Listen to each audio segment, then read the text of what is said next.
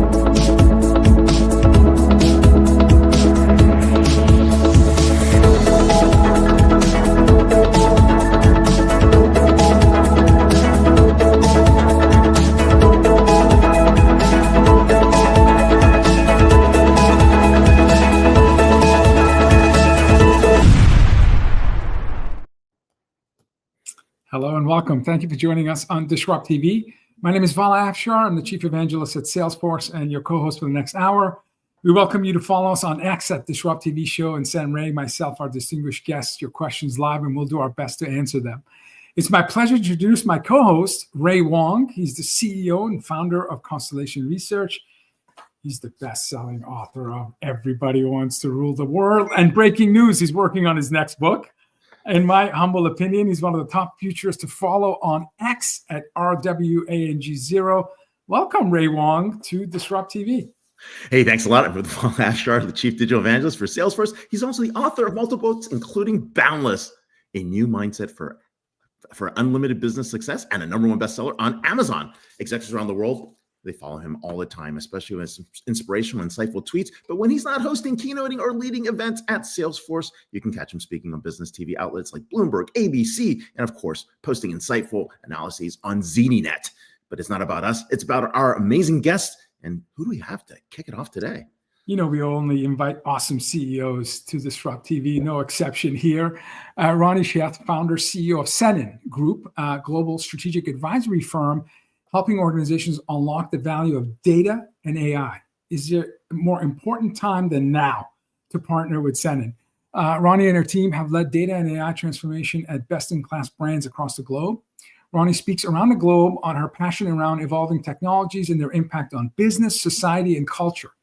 Her insights have been featured in multiple publications, as much as you, Ray, Fortune, Harvard Business Review, all these big, important publications.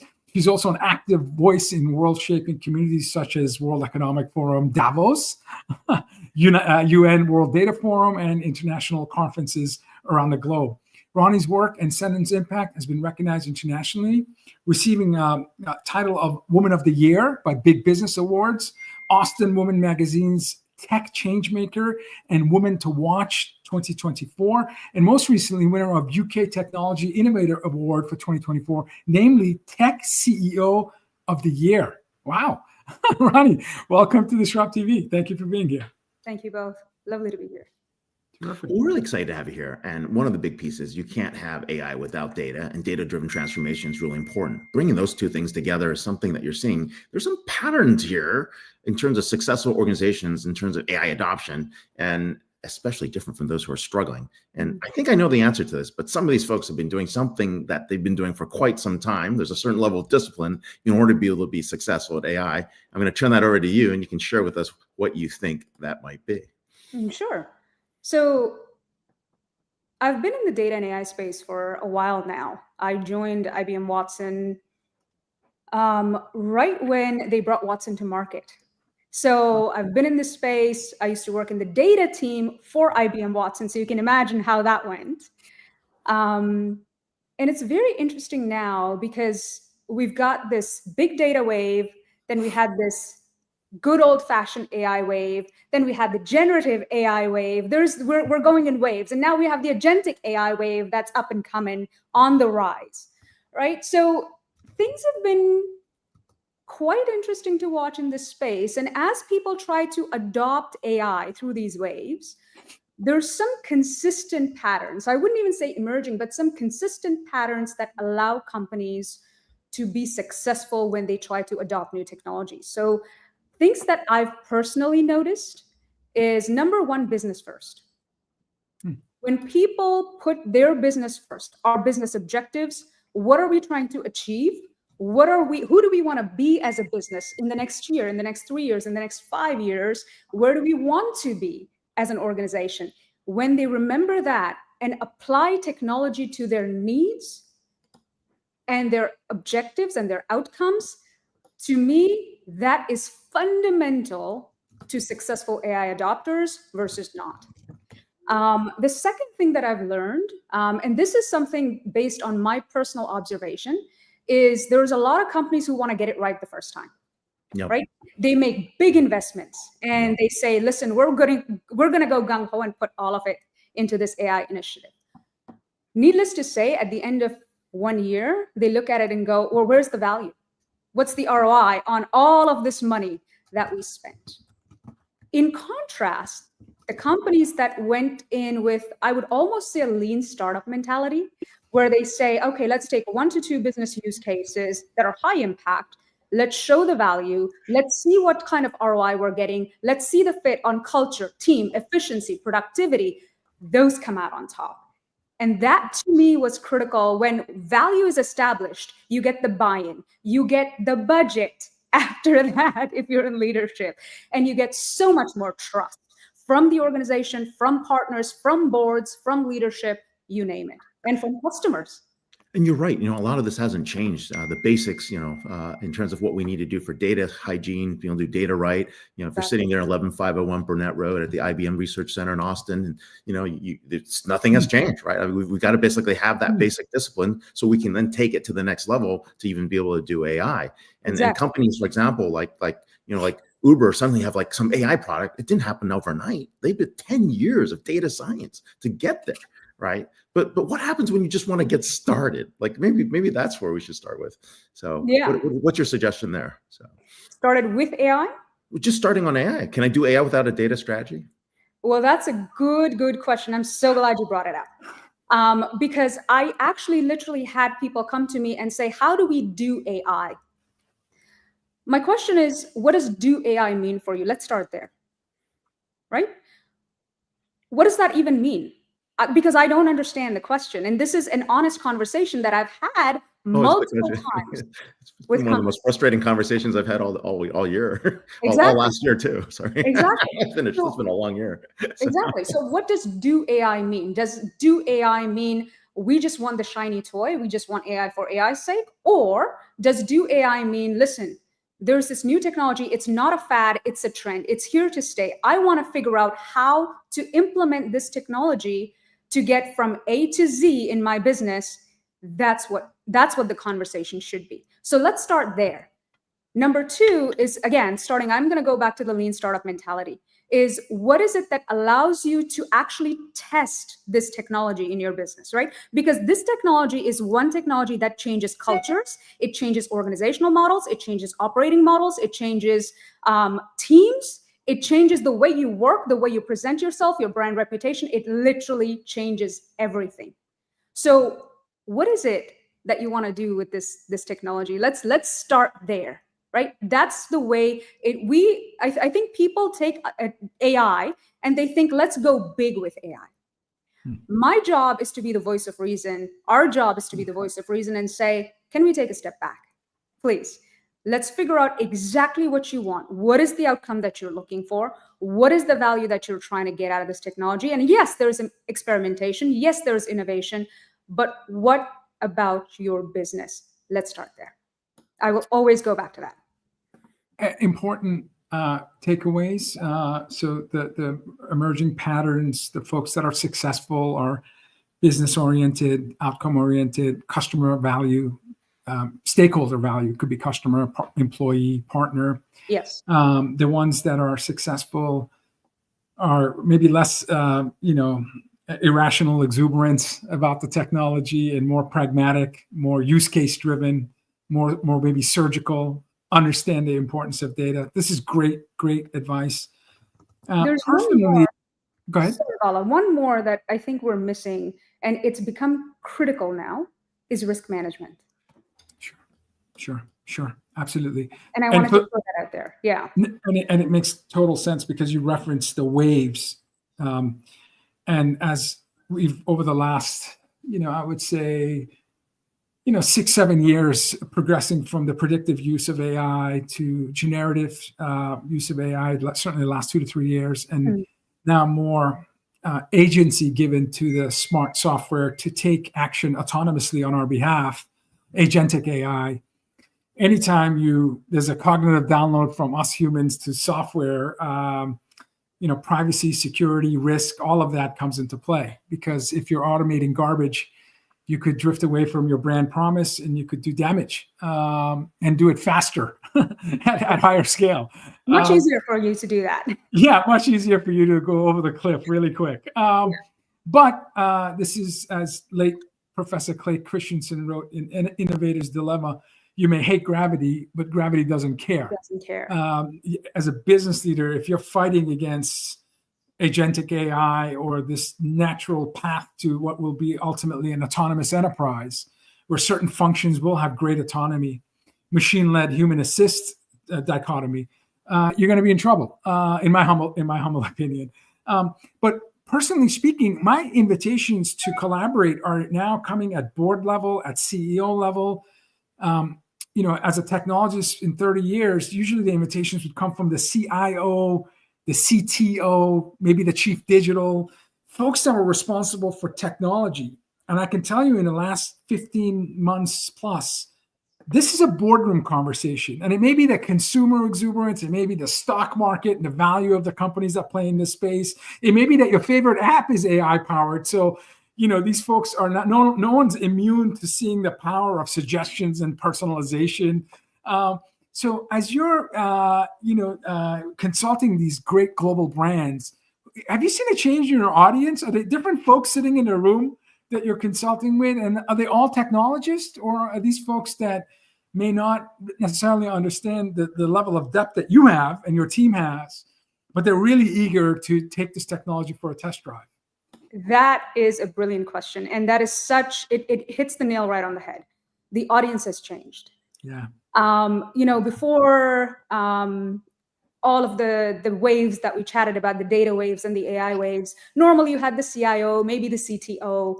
Then we started having the CDO, the Chief Digital Officer, the Chief Data Officer. Now it's very interesting. The people who reach out to us are CEOs, CSOs, Chief Strategy Officers, CMOs, Chief Marketing Officers, and board members.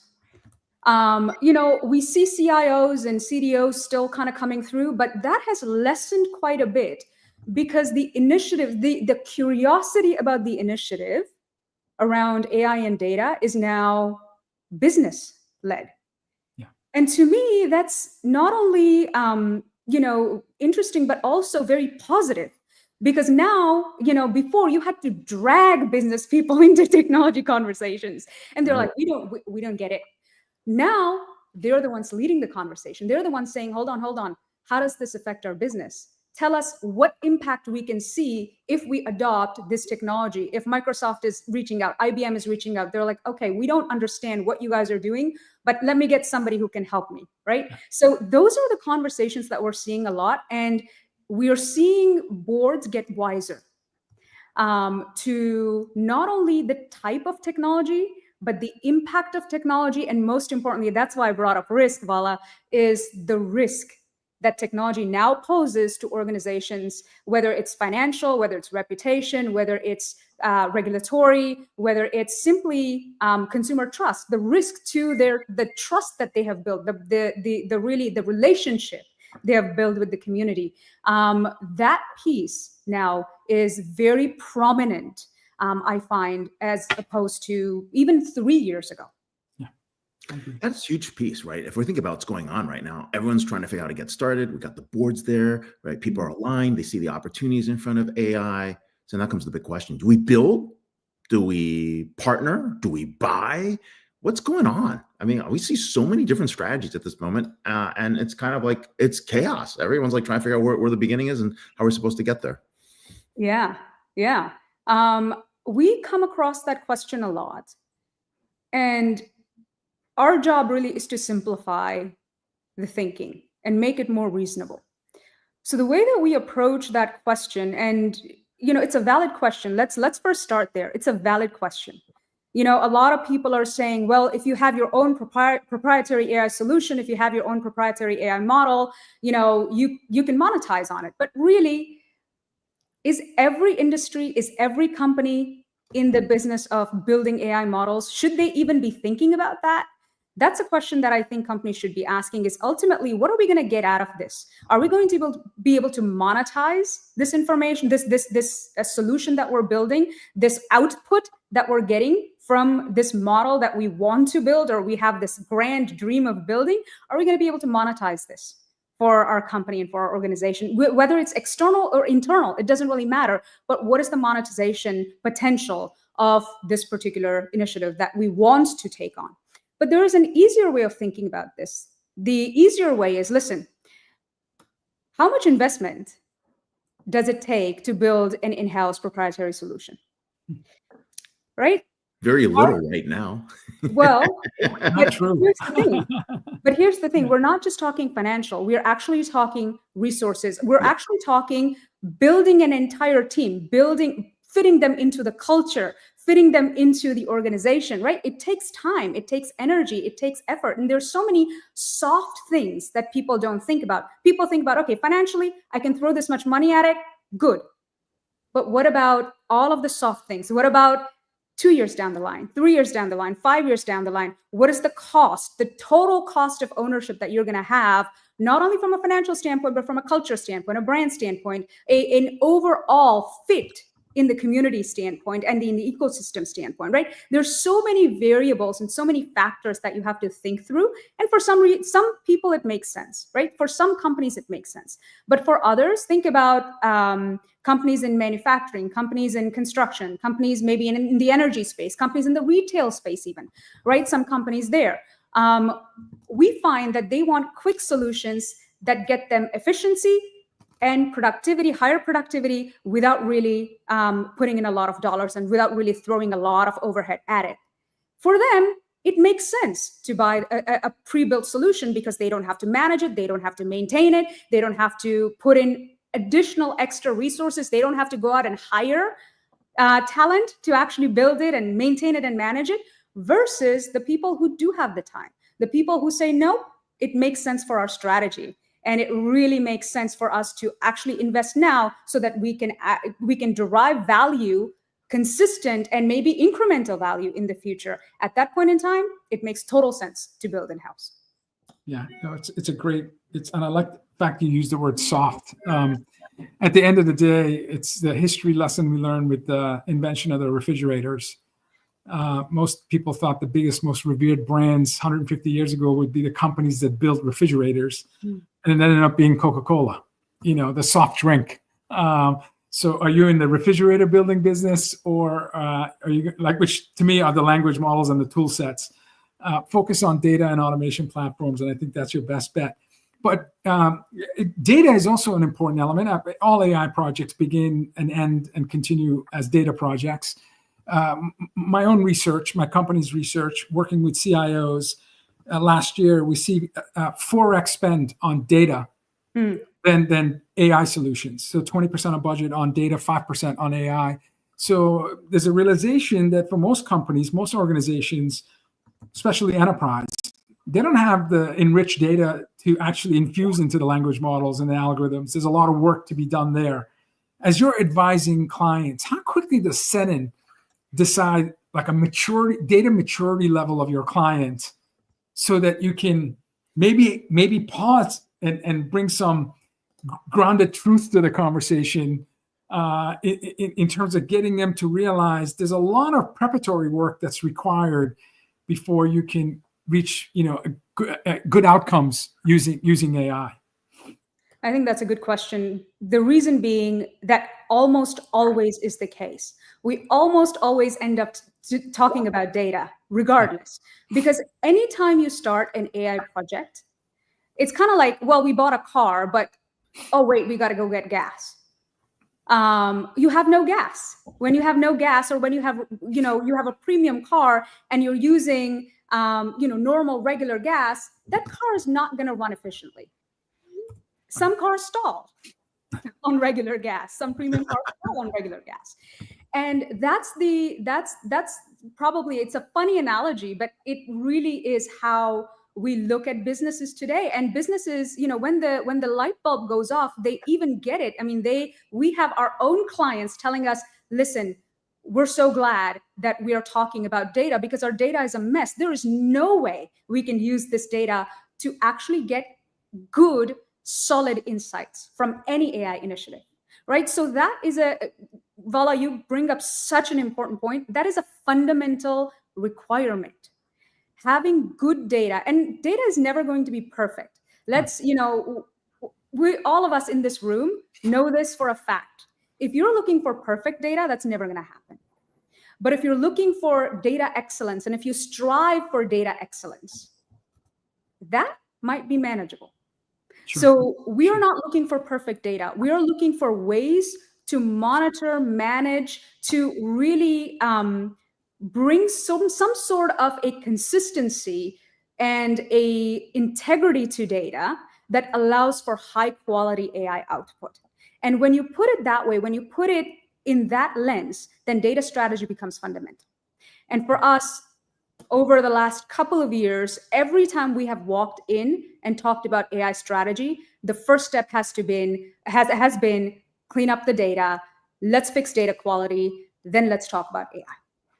Yeah, and certainly the biggest internal effort in my company, and this is ongoing, maybe we're entering, I think, our 4th year of building an infrastructure that allows us to help our clients access the right data at the right time. And without that investment, we would not be able to successfully implement, for example, agentic AI solutions. Go ahead, Ray. Data is super important, super important. Oh, no, definitely. I mean, building on what Vala is saying, not only is data important, right? The question is risk management, right? And what you do, right? And you work with a lot of regulated industries, right? We're thinking about banking, financial services, healthcare, education, public sector. How do you balance that? Getting the right level of innovation speed, and of course, making sure that you need some level of risk management so the auditors can figure out what's going on. Yeah, so I'm glad you asked this, Ray, because I have this tendency to ask companies how they define innovation and how they define risk. Innovation for an R&D company is very different from innovation in a retail company or an energy company. So what does innovation actually mean? And having a clear definition of innovation and the expected outcome, to me, is key. And what you'll find is a pattern as we're talking, I'm sure you've picked up on this because you've done so many of these conversations, is we get back to what does it mean for the company and what is the value that they're trying to achieve? What is the outcome that they're trying to achieve? And it's similar with risk. What is the risk philosophy of the organization? What kinds of risks are they willing to take? What kind of risk is absolutely unacceptable for them? Right? What is the risk tolerance of the organization as a whole? These are the questions when they really think about them in a structured manner before jumping into these big sprints of innovation that really change the way they think about innovation and risk. So ultimately, it's about business objectives. Innovation for the sake of innovation doesn't mean squat. Definitely makes a lot of sense. Right? It doesn't mean anything. So once these conversations happen, once we actually start talking about these things, then we start building this innovation risk management framework that allows people to say, oh, wait a second, we have this framework where we have this almost this dance of how much risk, how much innovation, how much risk, how fast innovation, right? There's this dance that needs to happen in harmony. And a lot of people miss, like, it's almost like your dance partner has fallen if you don't balance the two. It's like, you see these beautiful ice skaters, like couples. Yeah. And when one of them falls, it's done. You're done. You're out of the game. Right. So right. It's really that kind of gravity when you think about innovation and risk. I love the fact that you're framing innovation based on flow and maybe less about orchestration and more about choreography. That's because right. When I think of skaters or ballet dancers, you hear the music data and you know exactly where you are, where your partner is going to be, where the next move. So it's a beautiful choreograph, but unless you have common set of core values, guiding principles, understanding, this is a technology that's so powerful that if you're delegating to other skaters and dancers, when the music is on and you're on the ice or stage, it'll be hard for you to choreograph something that's beautiful. So this is something that you really need to have skin in the game. You need to suit up and get on the pitch and get on the field, and because it's important work. I love the choreographed scenario you described. So thank you so much. Well, we're here with Ronnie Sheth, the CEO of Senen Group. Thank you so much for being here. And of course, sharing some of your insights from the field, what's happening in terms of AI in the boardrooms and of course, in the ground. So thanks a lot. Thank you, Ronnie. Thank you. Cheers. Great visual. And flow is around us. We just come up with creative ways of disrupting it, so, and I see that in business too often. As an athlete, I remember, long time ago athlete, I remember getting in a flow state. And that was a beautiful thing. It's so hard to get into a flow state at work. I know, but if you read this book, you'll know how to get into Flow is cool. Speaking of cool, we only have amazing authors that come on the show, no exception here. We have Deborah Piscione and Josh Drean, co-founders of Work3 Institute and co-authors of a book that just came out Tuesday, Employment is Dead. How disruptive technologies are revolutionizing the way we work. It's already #1 on Amazon, #1 bestseller, human resources, personal management, and all these other categories near the top or at the top. So congratulations, an amazing book. Hey, if we're holding up books all day, every day, here we go. There we go. Yeah, let me just grab my copy here. There we go. How about this one? I should have There done my we go. nails. We got a digital one right next to you. You don't have to do anything. Look right there. You're set. Look at that. Perfect. Such an important Flip it topic around. as well. Flip it around. There we go. There we go. I'm just Now going to he's do a got- quick not Josh's intro, book. and I've an abbreviated bio for both of you because That's you've done a lot, but we only have a Over half there. hour. Deborah is co-founder of Work3 Institute, an AI and Web3 advisory firm. Deborah is a Silicon Valley serial entrepreneur, venture capitalist, innovation, and future of work thought leader. Deborah is not new to best-selling books. As Deborah's a former entrepreneur building 3 companies in 6 years, collaborating with companies like IDEO and the world's leading innovation design consulting firm on innovation processes. She's the author of multiple books, including New York Times bestseller, Secrets of Silicon Valley. Of course, she resides in Silicon Valley. Deborah was previously a staffer at U.S. Congress in the White House, and she served on the air as a commentator for CNN, MSNBC, Fox News, major media outlets. Welcome, Deborah, to Disrupt Thank TV. you. Great to be with you guys. Josh is also co-founder of Web3 Institute. He's also a Web3 and workforce advisor at the Harvard Innovation Lab and co-founder of Drean Media. Josh is a human resources transformation expert who connects emerging tech with workplace strategies. His work has been featured, again, all the major publications, Harvard Business Review, Forbes Fast Company, MIT Technology Review. But really important is that his YouTube channel has over 1 million viewers. So Josh is like quite a celebrity. Welcome, Josh, to Disrupt TV. Welcome both. Thanks for having me. And congratulations on your best-selling book. Congrats on the launch. You know what? This is going to be the #1 topic for the next decade, how humans work with AI and what in the world do we do with employment? I mean, there are companies that said, we're not hiring any engineers this year. You've got people at Harvard who basically 25% of the MBA class hasn't found jobs. 22-year-olds can't find jobs. 55-year-olds are being riffed. What does employment even mean? And more importantly, how does it change the way we work? And you guys are going to be talking about this the whole time. So let's talk about employment and work. They were synonyms, but you just crushed one of them. So how's employment different than work?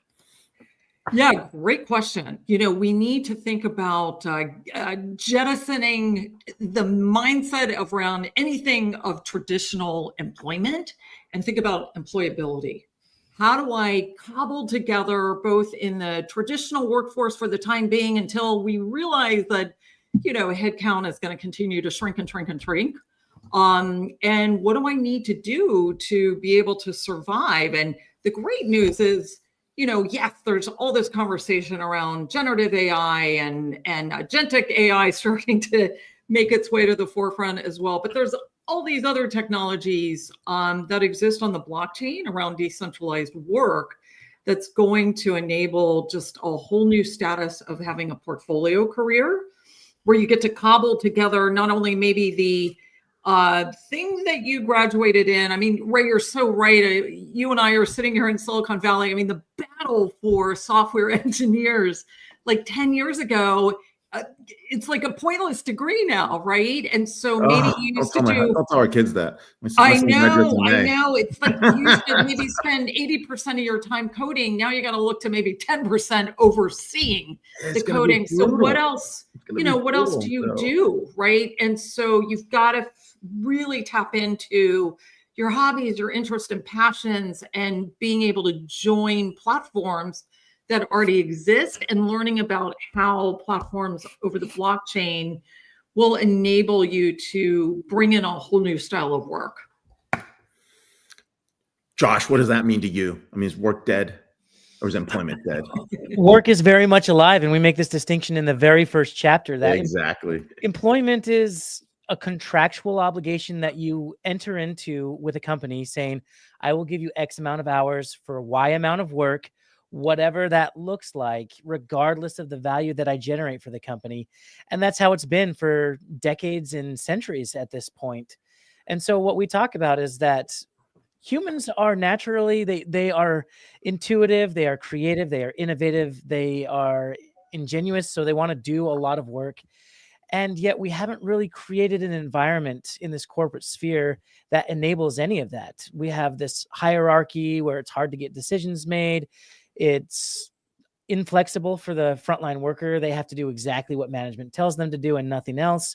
And we're failing to engage the younger generation who is coming out of college. They want to work. They want to provide value. They want to grow in the skills that they have, but they're not finding that in this traditional model. So the premise of the book is that traditional models of employment are failing to meet the needs of the modern workforce, that there's an entire generation who views it differently. They have different value systems, and we write heavily about that generation, about their value system. We call it the 10 operating 10 principles operating principles. of work 3. And there's just a lot of exciting new ways to approach this, but it will require a completely new mindset.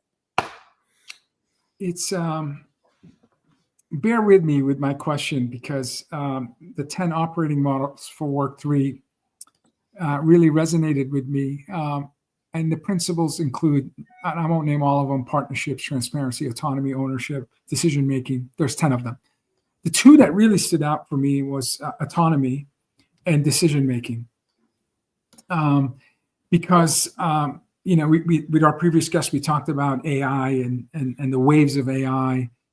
And I think about an autonomous vehicle. And by definition, there's 6 levels with autonomous vehicles. Level 0 is no automation. Level 5 is full automation.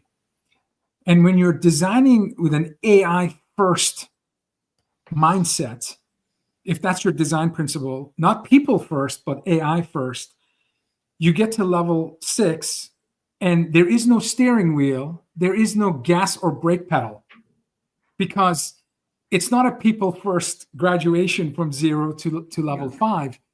And so it massively impacts decision making, because us 4 today, when we're in a car, we have one job: drive the car.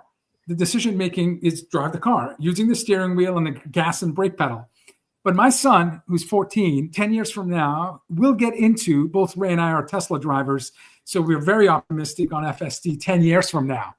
My son's decision-making is no longer limited to operating a car, because if he's in a robo-taxi or his own car, it's likely there won't be a steering wheel and there won't be a gas or brake pedal. So he's binge-watching Netflix. He's working on his Salesforce dashboard because his dad recruited him into his company. He's gaming. He's doing all these different things, different set of decisions, a lot of freedom. But he would never get there if companies like Waymo or Tesla didn't have AI first design principles instead of a people first design principles, because we would challenge dominant logic with an AI first, recognizing we don't need a steering wheel anymore. And I see the path of an autonomous enterprise where a lot of the functions and capabilities that exist today are highly centralized and designed that does not think about this limitless digital labor force that's happening with this great fast adoption of agentic AI. So my question to you, will this employment debt, or this thesis of unlocking the full potential of the workforce, will it require a decentralized first, AI first approach? Or are we going to get stuck and fall behind because we're not taking into account that the nature of work is changing around us, unlike anything we've ever experienced in the past? Josh, you want to take this first? Yeah. Val, I love how you were sharing your lived experience with the younger generation experiencing autonomy and that freedom that you mentioned for the first time, right? If you are to ask this generation if they would rather have a traditional 9-to-5 where they are told exactly what to build and how to create and do their thing and to not ask any questions about it, over being able to create worlds that you get to build a vibrant community that people get to interact in, there's no question that they would choose that autonomy. And let me just give you an example. We write about this in our book. Roblox game developers last year earned a record $741 million. These are not developers at Roblox. These are not full-time employees that work for Roblox. These are the users. It's just a 16-year-old kid who loves Roblox and uses the provided developer tools to create games, which might sound silly, like Survive Elmo or Dare to Cook or Toilet Simulator. But they do get paid every time someone engages in their world, which is about $1 for every 364 Robux. This is through their developer exchange program. Wow. So Anne Shoemaker, she was 15 years old and she created a game called Mermaid Life. It was a hit. It got 86 million views. It won the 2022 Roblox Innovation Awards, and she ended up making $500,000 in her first year as a game developer, as a 15-year-old. Now, she is obviously an outlier, but the typical developer, and there's about 12,000 creators, average $62,000 Wow. last year. And so again, like, do you want to go create worlds in Roblox and have fun with your friends, or do you want to join this corporate structure that doesn't really consider your interests or who you want to be? And if you can do that and make enough to pay enough rent, that to me is a symbol that employment is in fact dead. Vala, it's such a great question, because I like to throw out the quote, you can only see, your vision only goes as far, right, as you can see. And so we've been indoctrinated for so long into this mentality of being told what to do. I actually wrote a book on risk-taking to enable innovation after Secrets of Silicon Valley came out. And, you know, we, for the most part, we're all born risk takers. And little by little, society, parents, teachers, they all kind of trample that ability to take risk. Darn, I have immigrant parents. Now I know what happened. Yeah, I mean, we are, you know, if you want to talk about getting ready for the future of work, we've got to overhaul not only higher ed, but K through 12. We've got to stop telling kids how to color in between the lines, because right now they need to color outside the lines. And so we are at this very interesting, profound transformation, not just adopting generative AI in the workplace and these other technologies, but even more so, we've got an entire generation coming into the workforce that has already adopted these technologies. And so they're in a better place than where our typical corporate executive is today in knowing what the future of work and the future of business look like. So, you know, your son is incredibly lucky. Our kids all sitting in Silicon Valley here as well. You know, we understand where this future is heading, but for the majority of people around the world, it's going to be quite a reality check as we try to figure out how fast this transformation is actually happening and how quickly someone is either going to lose their job or not be able to get employed in the first place. Can I tap into your serial entrepreneur and VC mindset? Because it's so important for us to challenge assumptions, starting with our own, and challenge dominant logic. So if I was a VC in 2009 in San Francisco, I would have passed on this idea of strangers getting into strangers' cars, because I would have thought, like, medallion, yellow, like there's rules, there's lobbyists, like, yeah, it's not going to work. I would have passed on strangers living in someone's private home. I would have passed on probably the most successful IPOs of the last 15 years, because dominant logic would have said, yeah, Netflix, walk away from, or Blockbuster, walk away from Netflix, 50 million is too much. How do you think, how does someone create this risk reward mindset, an entrepreneur VC mindset that you have? Because I think it's so important, because right now, like, my digital native son will be comfortable working for a manager that's an algorithm, that's software. And the current generation of CXOs are the last ones to only manage people. They're going to be managed army of machines and people. And I think if you're not a digital native, I'm a digital immigrant. I wasn't born mobile, social, cloud. I don't know if I would be comfortable working for a company where, you know, I'm being introduced to some algorithm that's going to manage my work and determine my promotional path. But my son, I'm sure, will be comfortable with it. So can you give us advice how to think more like a VC? Yeah, so, well, let's talk about that in DeepSeek if we really want to get into it. Don't have immigrant parents, man. Don't have immigrant parents. I know. Misinvestment. Remember this thing? It took me, I too, Vala, was not a digital native. It took me forever to adopt this thing. I loved my BlackBerry, particularly typing on it. I'm like, I'm never going to adopt I have a friend that loves their BlackBerry. I love the clicking sound. Nobody has the perfect crystal ball. And I think we're all learning this lesson this week over learning how DeepSeek was able to so quickly and cost efficiently and not be data focused in terms of its machine learning. But anyway, that aside, you know, there is a scale that we all go through with new adoptions where we can't imagine why we need this thing because we've got the BlackBerry or the Motorola flip phone in our life, and slowly we move along that scale where we can't be five inches away from this thing, right? And so, you know, at the end of the day, Vala, it's all about big bets, bold bets.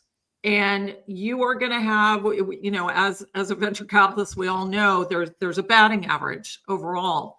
And some of us win a lot more, not to mention A16Z, than others.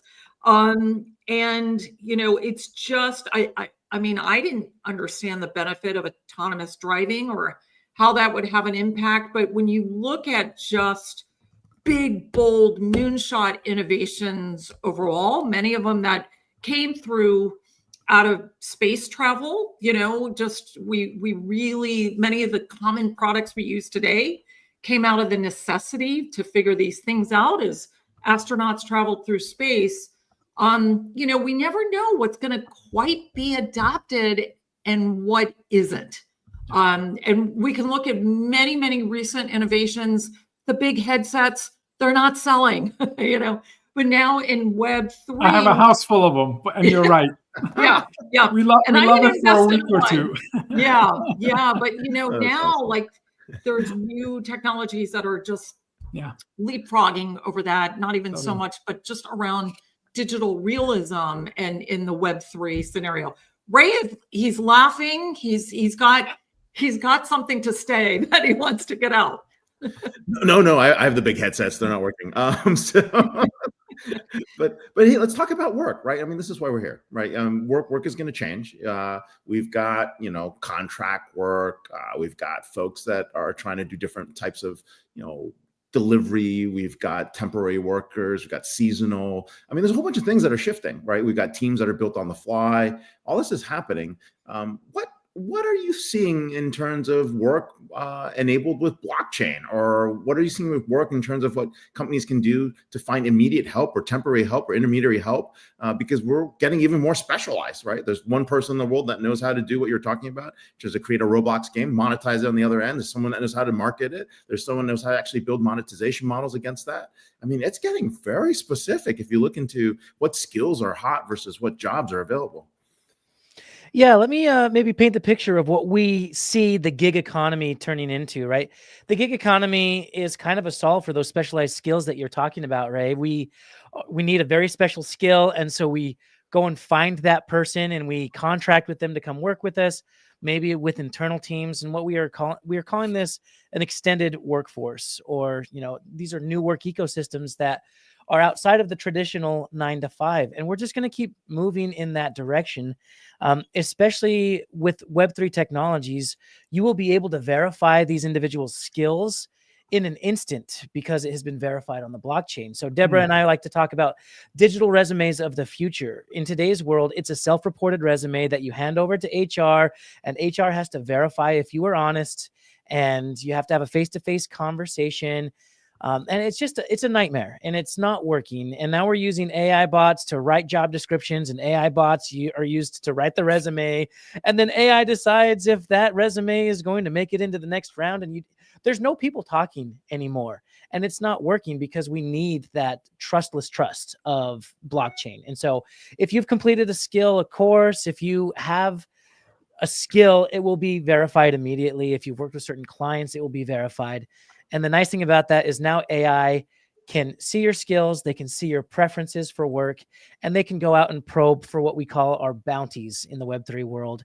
These are essentially, we're a company, we have a project that needs to be completed, we have an end goal, and instead of being like, hey, the talent that I have internally, let's figure it out together, it's let's throw it out there towards a DAO, and then these bounty hunters can come in and they can say, we'll do it, and they get compensated based on the value that they generate for the company. And so we're already seeing these concentric circles, as we show in the book, of core contributors, which still kind of have that same feel of a full-time employee. You know, we're still going to have that. Then there's bounty hunters and participants, and then we even have this layer of X to earn employees, well, quote unquote employees.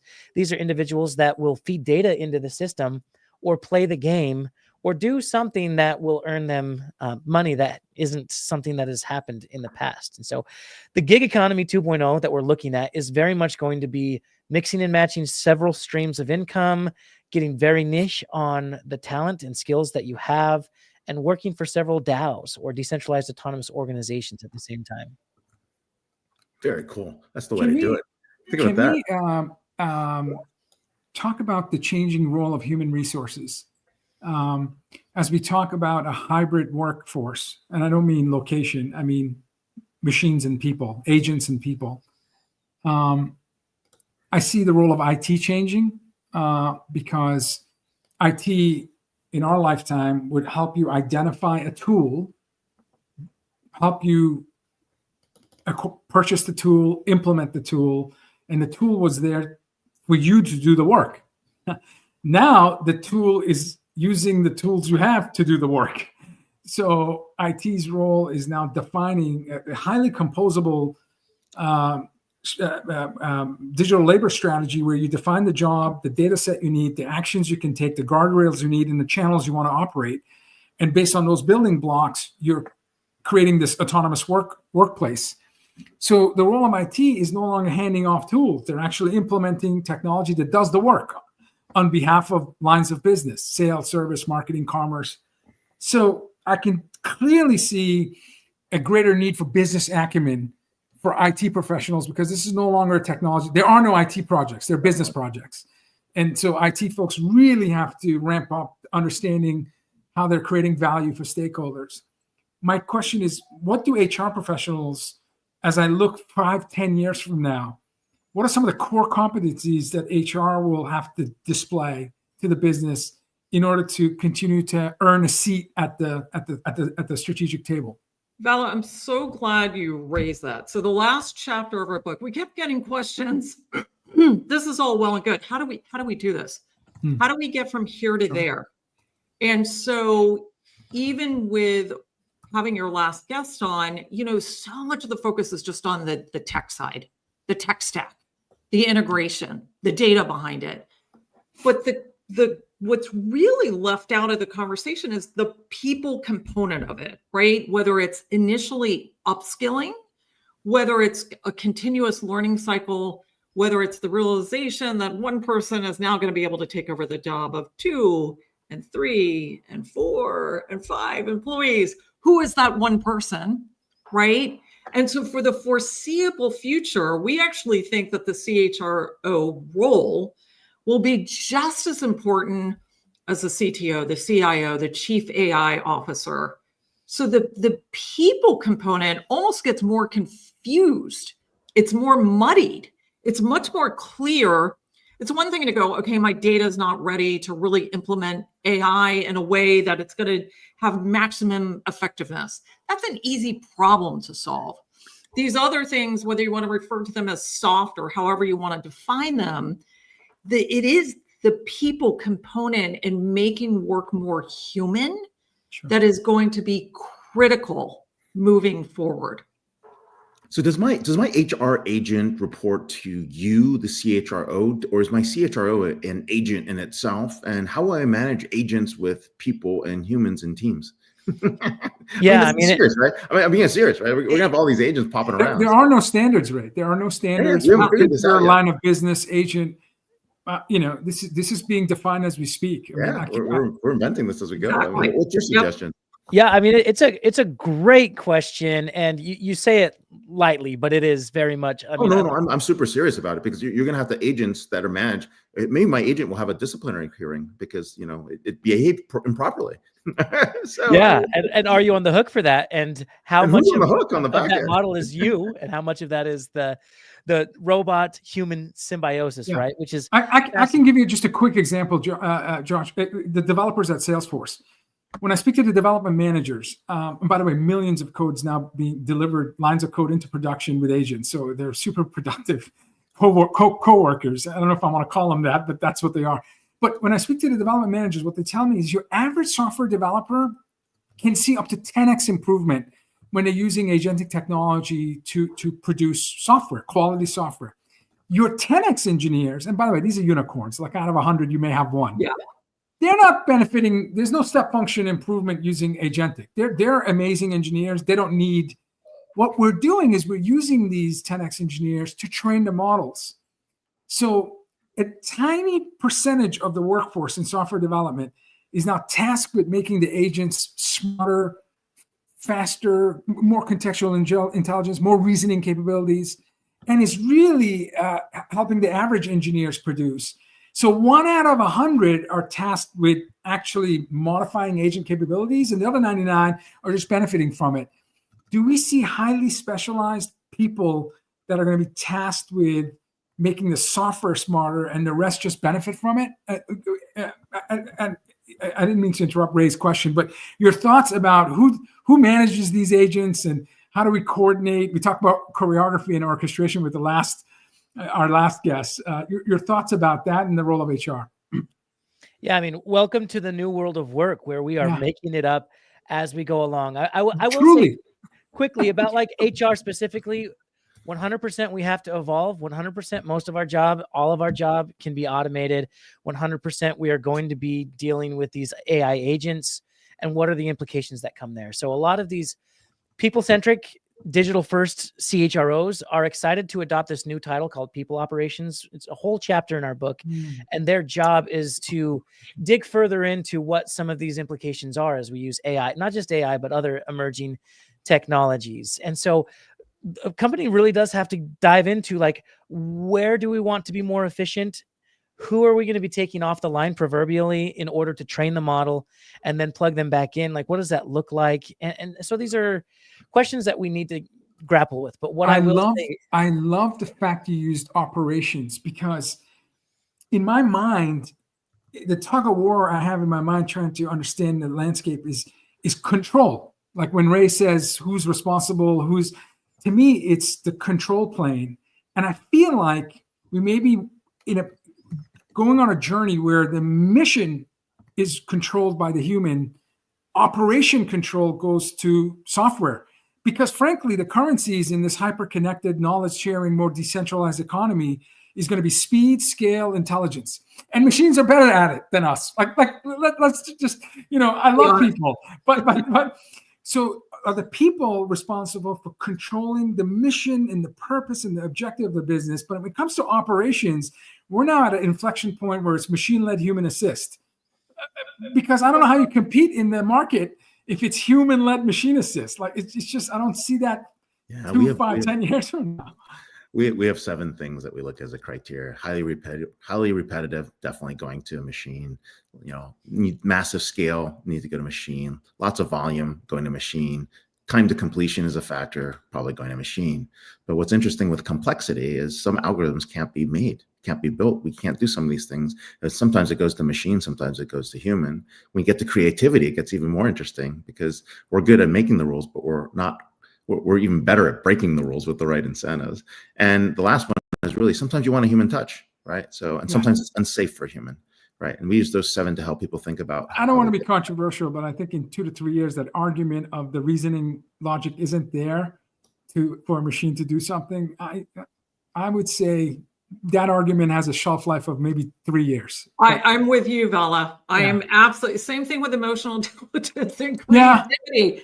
It's the question of whether we're going to build the personalities into our bots, right? Bots are pretty. If it's grounded in, grounded with humanities, let's bring those soft skills that, frankly, in my career as a hiring manager, those were the hardest skills to develop. You hire for attitude, train for aptitude. Bots don't have attitude at the moment right now. So we're going to be building personalities and personas types. Like we always joke in procurement, we're going to have like the Israeli procurement, the Shanghainese procurement, the Gujarati, the Colombian, the Italian, right? The Russian. Like, let's see what these negotiations look like when we build in all those attributes and cultural values and see what a negotiated deal looks like. Deborah, Josh, my last question. By the way, we could be talking to you for hours. Sorry, this is like the fastest 30 minutes of my week. You only get 30 seconds to answer because we're about what do you want your readers to mostly walk away with? I mean, what an important topic. No wonder it's a bestseller, and it's going to continue to be a bestseller because every business of every size and every geography, every industry is going to have to read your book. What do you want the readers to walk away with employment is dead as a you've got our attention. So what's the one thing you want them to walk away with? Yeah, and wake up. This is happening. This is happening. Either get on the train, figure out which, part of the train you want to be on, or get off. I love it. I love it. No, sense of urgency has to be. this is not new technology. This is a new world. Like, Yeah. I can't say that about any other technology. You know, the web in '93 when I was in grad school, I thought that's the biggest invention of my lifetime. And better than Secrets of Silicon Valley. Check out this book if you get a chance. You can figure out what's going on. Employment is Dead: How Disruptive Technologies Are Revolutionizing the Way We Work. More importantly, check out Deborah's book, and of course Josh's book, and of course they don't follow on X, so check them out on LinkedIn, and of course Harvard Business Review Press. And 1 million people following Josh on YouTube. So just read the book. Read the book. You know, you need a Discord channel, Josh. That's really what you need. He's got it. He's got I it. know he does. He's an OG on Discord. What are you talking about? I know he is. I'm just joking. So, anyways, well, hey, thanks for being on the show. We're excited to have you here, and of course, everybody, appreciate you being here. So, thank you both. Great. Thank you. Congrats on the bestseller. Thank you. Thank you so much. Ooh, look at that. Whoa. Like, sometimes you get guests that like expand your mind where it hurts. You know, it's when I think about work, when I think about managers, when I think about our children, we both have children in college and high school, and what they're going to be exposed to. Like, there's so much uncertainty, but there's so much certainty. Like, I am certain of digital managers. I am certain on certain jobs that are just going to get wiped out and go away. And I'm also certain about jobs that we frankly wouldn't think would exist. You know, like a agent choreographer, doesn't exist today, but it will. In fact, I think the most important title, CEO, is going to be customer experience operator. Because I think when it comes to a super agent, that's enterprise-wide visibility, managing line of business agents, sales, service, marketing, commerce, success, so on and so forth. That customer experience operator super agent is really the CEO. So, and it's going to do it with such precision, such granularity, that if you open a ticket in your call center, if you download a white paper in marketing, if your opportunity goes from best case to commit, if you have an issue with your partner and you raise it and escalate it to management, all these signals are going to get detected throughout the enterprise, and the customer experience operator, the super agent, is going to know exactly which agent to engage to quickly find a remedy. And that doesn't exist today in business. So good luck, CEOs. You're going to be challenged by the others, CEO 2.0. So anyway, the book, like Employment is Dead, is an eye-opening book because it makes us think about this radical future. Your thoughts, summary of our episode. Yeah, I think it's really important, right? We've got a lot of issues in terms of trying to figure out how to get the right transformation in place. Lots of organizations are starting to figure this out. If they didn't have a data strategy, they don't get to play in AI. That's just obvious at this point. And that means you can't just skimp on that data strategy along the way. AI is going to be the big piece that gets involved. Your business model is going to be built around it. Companies that go first on AI are going to win. And what I mean by win is they're going to have a significant advantage. Everybody jumping into AI at the same time isn't going to make that differentiation. It's really about where you find that differentiation and where you go. That really means that how we work is going to change, where we work, when we work. That still is the big piece around the future of work. This notion of employment and work is definitely being disrupted. Organizations that are trying to manage how work is done on a consistent basis might not necessarily have a shelf life to be able to, participate in having employees. I think that's really what we're going to see. I anticipate that we're going to have organizations in consulting that are actually going to generate $10 million per employee. That means a 100-person firm could be $1 billion. And so that's massively changing how we look at employment, and where you get skill sets are going to completely shift. So it's a really interesting book. I think folks should definitely take a look at this, and we're going to see different paradigms emerge. It's more than just the gig economy. It's a question of how you work with agents and AI in the future. And I think that's going to be a big driver. But definitely check out their podcast, hear what they have to say. It's pretty wild. It's awesome. Next week, episode 389. We're inching our way to our 400th episode, which will happen sometime, I think, in April. Ron Miller, one of our favorite guests. He's the operating partner and head of editorial at Bull Star Ventures. Ron, after a decade, left TechCrunch to become editorial head at Bull Ventures. So we're going to talk to Ron about all the CIOs and chief executives that he's been interviewing and creating incredible content about emerging tech and the shaping of enterprise. And Jennifer Moss, author of Why Are We Here? Why are we here? Creating a work culture everyone wants. Yeah, you and I don't ask that question often. We kind of love what we do. We know why we're here. Why we're here? Why are we here? And please don't replace me with agentic version of me. I enjoy this show. If it's Friday, never. I'm gonna get replaced first. If it's Friday, it's Disrupt TV. Thank you for watching. We'll see you next Friday. Bye, everyone. Okay, we'll see Josh in the green room. Take care, guys. Bye.